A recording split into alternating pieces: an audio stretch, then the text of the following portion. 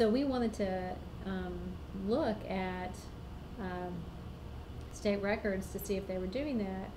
And there is a law that we believe allows us to be able to look at that, not to look at names of kids or anything like this, but to actually understand what the state has been doing. And they have disagreed with that and have not wanted to open those files.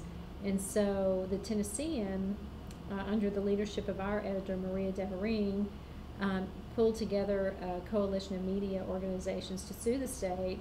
I hope that that effort is eventually successful. I think we have had some success, along the way, exposed cases, some other situations in the Department of Children's Services where things weren't being done right, and in fact, earlier this year, the commissioner for that agency stepped aside.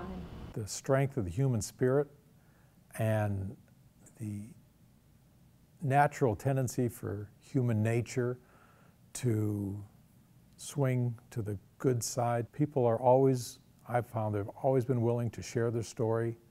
It just takes a little bit of common courtesy. You introduce yourself, you tell them why you're there, and you talk to them, and you tell them you're just there because a lot of people are interested, and they also have an emotional connection to what's gone on. I've never had anybody who was nasty in return. They've been upset, obviously, because of the situation. You have to let them be the judge of the situation. You can't come in and tell people.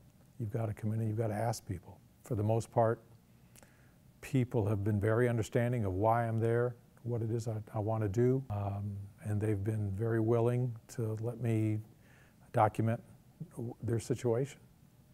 Photojournalism is just journalism that's told through the photographic medium. You're still responsible for telling the truth. You're still responsible for being objective. You're still responsible for enlightening your community into a world that they either can't see or won't see. Your responsibility as a journalist is the same, or a photojournalist is the same as any other journalist. I feel very fortunate to be able to use the medium of photography to be able to tell that story.